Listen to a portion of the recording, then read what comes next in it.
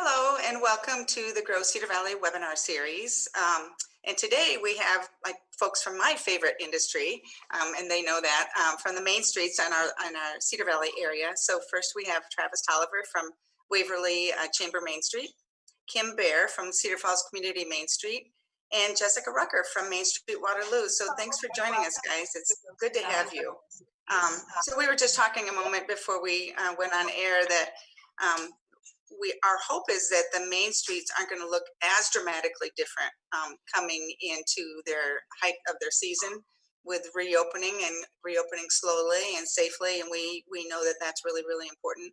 But I know you all have been planning lots of things to kind of accommodate how things have changed and have had to be closed down for a couple months. And now what's it going to look like as we open back up? Kim, I know you've had a lot of construction going on your main street, and Jess, I know you started a new Friends program. So there's lots to include on what's going on here. But Travis, let's start with you and share a little bit about what's going on up in Waverly, and especially what things people can look forward to.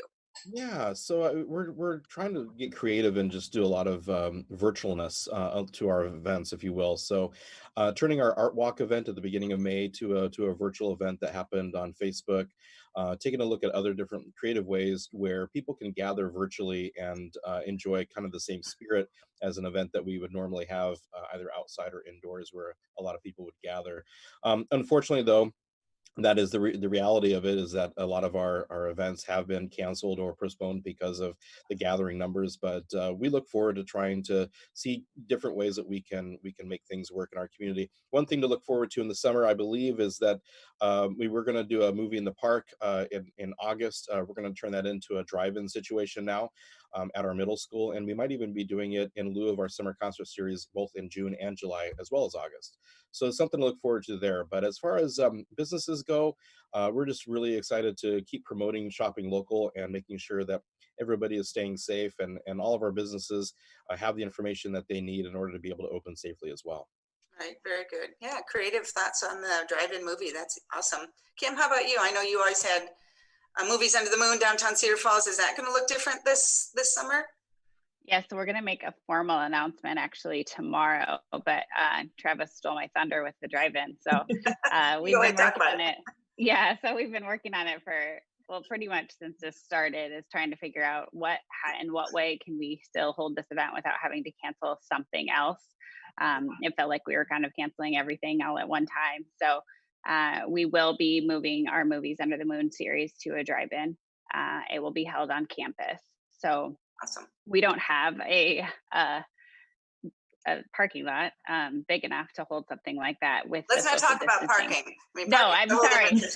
I really didn't want to bring up the P word at all. So we don't have a lot large enough downtown to do it. So that was kind of our compromise in working with our partners at the Hearst and Gallagher to make that happen. So looking forward to that. So yeah, that should be fun.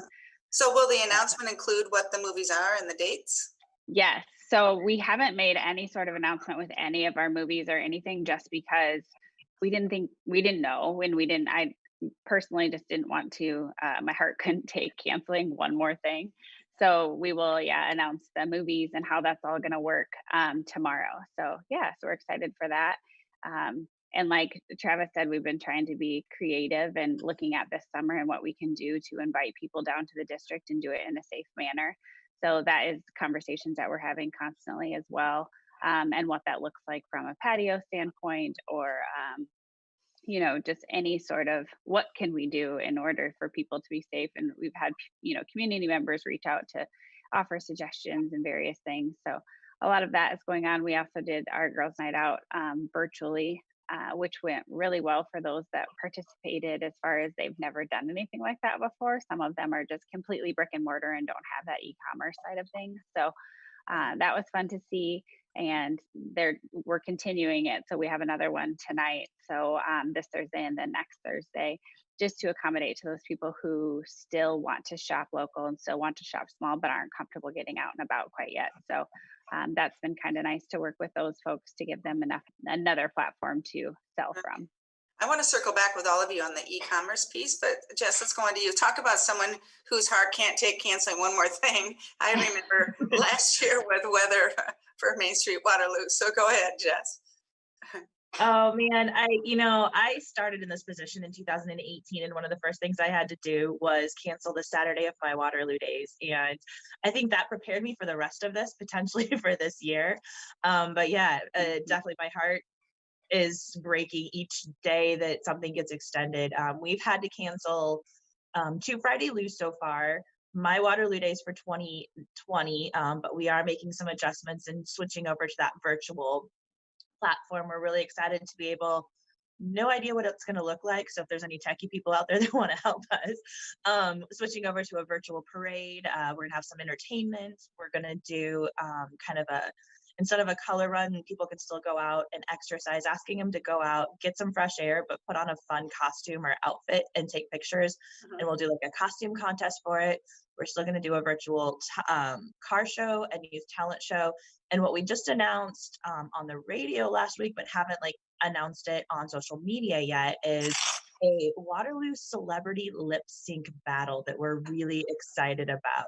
So we aren't going to quite announce who the participants are going to be, but some people from the community are going to lip sync perform some awesome songs for everyone for entertainment on Saturday, June 6th. Well, so while you say you're doing a lot of things that you've never done before, pretty soon all of the rest of us can look to Main Street Waterloo for best practices and lessons learned and things to do and things not to do because of all the things you're doing for the first time. So that'll be awesome. Yes, thanks. Very good. Well, so this is all really, really positive, and I'm just so grateful that we can think more positively moving forward. But Kim, you kind of touched on it. So what I know about not only our organization, but the many other businesses that we've worked with is that we kind of had to jump in the deep end on doing things we'd never done before, like working remotely, like the next day. And for many of you, closing your business doors and everything. But I know there are several of your businesses on each of your main streets that have really tackled e-commerce and staying open to a degree. So that they could just kind of keep their head above water until they could see the light at the end of the tunnel. Can any of you speak to what that's looked like, or again, best practices or stories? Anybody chime in? Travis, Kim, anybody? I think we've had some folks that have really learned that they should have been doing this the whole time too, as far as offering shipping for their popcorn or providing some sort of birthday box that they can give out to a birthday party, and they can do it virtually together. So some of those things that they pulled together, got creative, did something now that will live into the future post COVID and all of those things. So I think that's been really good to see. Maybe just doing a Facebook Live every once in a while is to my benefit because it's raining out. Nobody wants to come downtown. So I'm going to still allow those people to shop in my store. So I think a lot of those things that they were apprehensive to do because they didn't feel like they really maybe needed to in the past, that those are lessons that they're like, hey, we can continue to do this because we've had such a great reception for it. So I think that's been really cool to see. Yeah, absolutely. I mean, again, I think there are going to be a lot of things that we had to adapt to, forced to, that we're going to find that are going to things we continue with. We found at our board meetings, we had like 49 people show up to our board meeting yesterday when we could barely make quorum at times because it was taking a chunk of time out of people's days and getting in the car and moving. And now they hop on a computer they're already sitting in front of, and it made the interaction and the sharing business and sharing updates much easier. So Travis, how about you? How about the e-commerce in Waverly? Yeah, so it's kind of the same as Kim. If folks weren't already doing this, then they either had the choice of jumping into the game and really embracing it, or trying to see how they could survive through it. And we've had a lot of businesses just jump in and go full out with a bunch of creativity. I think curbside and delivery are things that are here to stay, especially for retailers now. That seems to be really working well for a lot of our retailers anyway. I know that our shoe store, Thompson Shoes, is doing a Facebook Live events. I think they're calling them Facebook fittings, and so they're showing shoes and sizes that they have, and then they're also doing free delivery within the community. And I think that's just really great how people are just embracing the opportunity to reach out and to connect with their customers in different ways. But as far as e-commerce goes, a huge help throughout this time has been our relationship with you and Cedar Valley Strong. and offering gift certificates through that platform has really been able to help a lot of businesses get through this time as well. So certainly thanks for everything that you guys and Cedar Valley Strong and Danny are doing on that end. It's just helped to create a little bit more commerce that wouldn't necessarily be there otherwise. Right, and an even better connection for all of us that are existing and doing business and growing in Cedar Valley. So Jess, how about you? Is there much e-commerce going on in your world? I want to say some of the Cedar Falls businesses have been inspirational to some of the businesses down here in downtown Waterloo. They really have looked at what they've done for those Facebook Live events and those packages and said, why didn't I think of that? So they're working on putting those packages together. We did do one Facebook Live shopping event. That was our first one, and pretty much one of our first big shopping events for downtown Waterloo, because we're not known for the retail like some of the other communities. But it went really well. All three were very happy. They all sold several items, which was great. So we're looking at potentially doing that monthly and then working with the businesses to continue that into the future, because I don't think this is the end of the e-commerce. In addition to Cedar Valley Strong, I definitely want to, a big helper to us was William with the Iowa Love and putting some of those gift certificates on his platform as well. So we had several businesses be able to get a gift certificate out there so people could buy them online, which has been very beneficial, especially the restaurants who didn't have gift certificates available right now. You know, this is interesting because even back a long time ago in my Main Street days, we were talking about how do we help our businesses, whether the retailers or whoever, be more comfortable with e-commerce. And again, back to this has kind of forced people to be uncomfortable and adopt things that aren't in their wheelhouse necessarily, and find more and more comfort as they go on. This is definitely, just as we talked about working remotely, we find that at least for our organization, and I think many others, it's going to be a hybrid of people working back in their physical space and working remotely. And between the social distancing and how many can you really have in an office at one time or in an establishment at one time, I think it's going to be a hybrid moving forward. And to that degree, I think that's one of the benefits, although painful, and one of the benefits that we're seeing going through this together. So that's pretty cool. So we talked about what we're doing moving forward. Other than the obvious in closing doors and having people worry about what their existence is going to be like, what's been the hardest part of this, either for you and your organization or those that you work with on a daily basis in your throughout your districts? Kim? Oh, you go with the newbie first. That's not fair. Oh, you're not a newbie. I think the hardest thing for me is some of the businesses that are closing, and whether that is, it's not directly related to COVID necessarily, but it was probably, the last shove in that direction. Right. So I think that's, to see moving forward, to see some empty spaces, and that's just not who we are, the vitality of the district. So I think that's definitely been the hardest. Those are some hard conversations to have with folks. And so, yeah, that's been the hardest. That's where the tears have come. Yeah. And I know Jess has cried too, so I can see. And we're seeing that across the board, across, the entire Cedar Valley, across the state, across the country. When you see the percentages, it is heartbreaking. It really is. And so our goal is to help folks get to the next step, whatever that step is. So I agree. How about Travis or Jess? How about you? What's been difficult? Well, we've been really fortunate in Waverly to not have very many businesses close to COVID. I think I know of one, and they weren't even in the downtown district. It was a manufacturer. But I think the hardest thing for me, and all three of you know me, I'm really outgoing. I'm a people person. I love to get out on the street and talk to people and go into different stores. And that's been the toughest, I think, for me and my team, is just not being able to have that interaction with our retailers and with all of our businesses. We've done that virtually and remotely, just like everybody else has. But I just really enjoy being able to walk into a store, talk to somebody, ask them questions, say hi to people. And that's just been frustrating. But now as we're opening back up and people are becoming a little bit more, feeling a little bit more secure about being out and about, I think we'll be doing that again here real soon. What about you, Jess?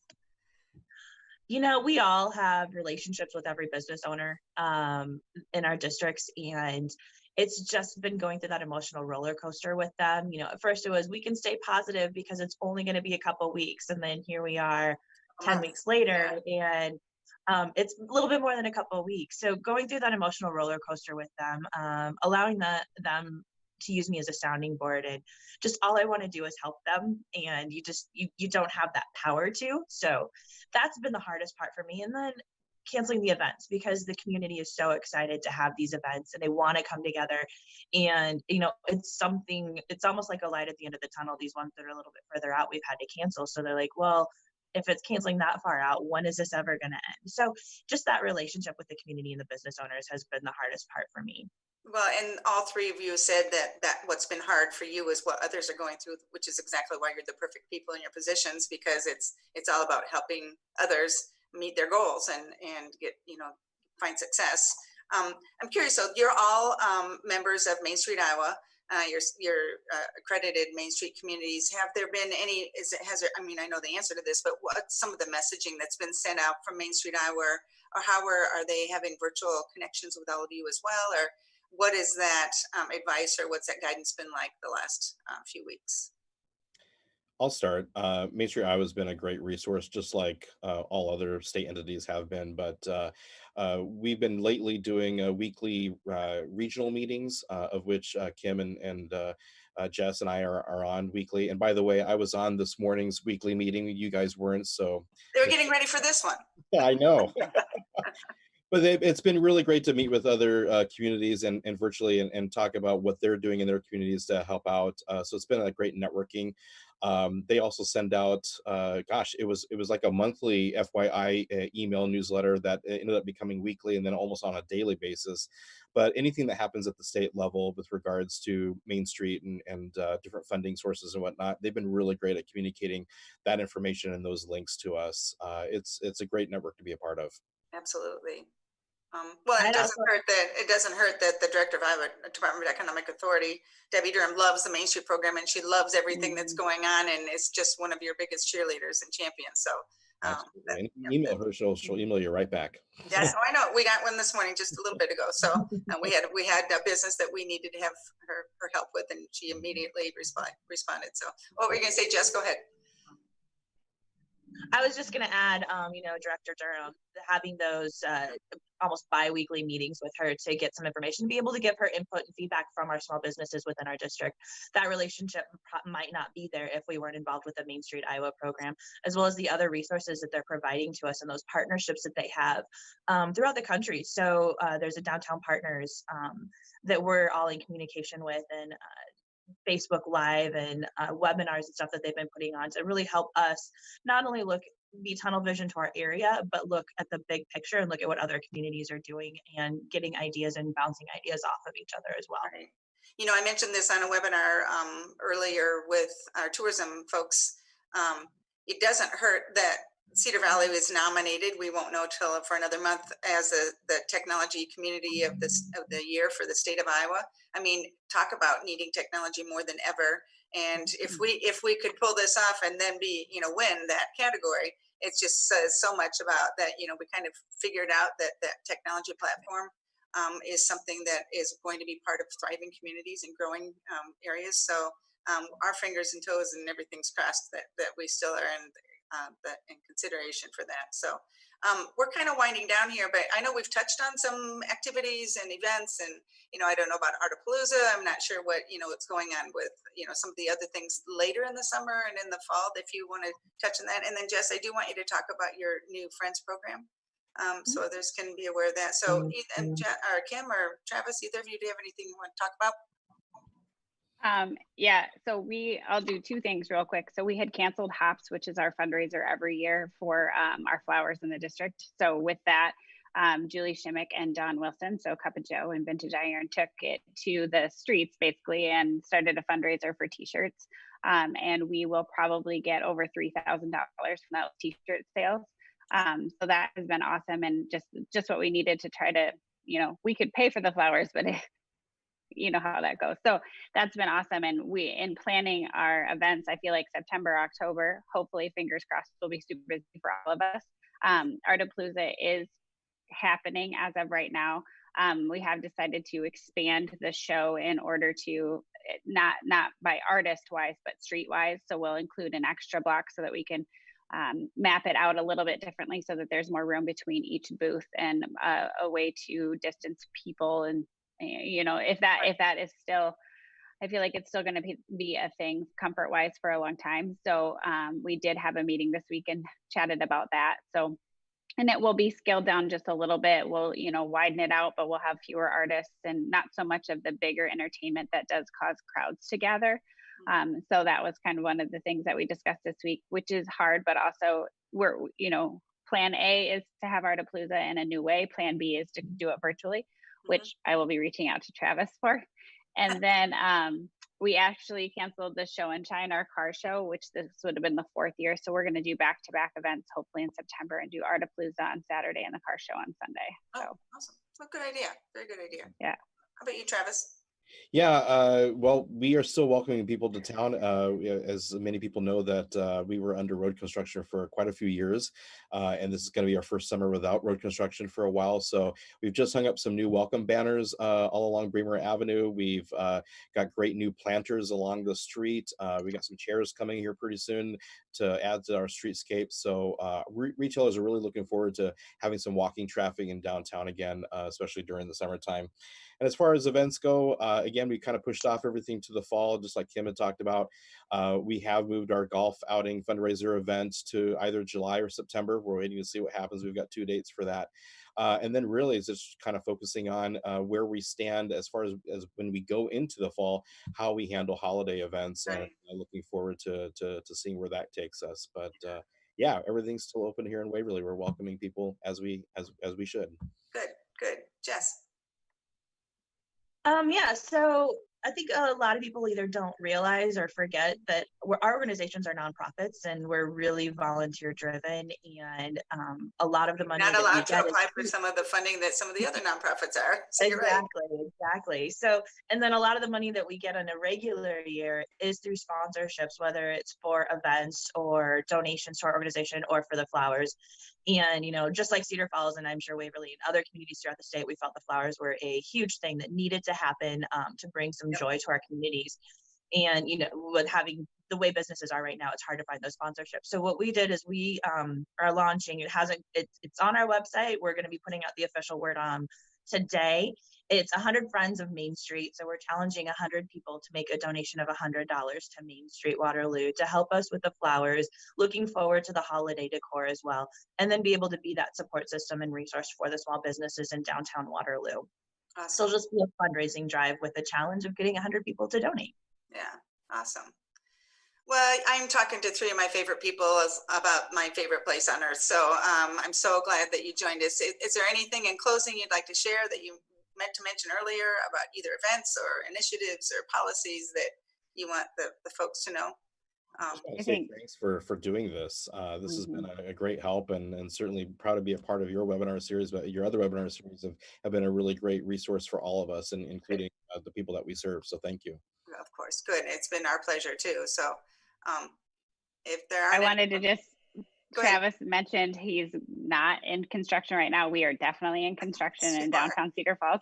So if you could just still come, businesses are opening back up, and it does look like it's a construction zone, but you can definitely find a place to park, and you can definitely find a store that's open. So come and see us anyway. Well, and if there was a silver lining for downtown Cedar Falls in this pandemic, it's that construction, they really picked it up and they were able to get more done because of many of the closures than they probably predicted in the first place. So I should probably say that too, Carrie. That's a good point, that the city really pivoted and made some hard decisions, that they did things that were good for the businesses and got some things done in a faster way and a different way than what they had originally planned. And so we're super grateful for that as well.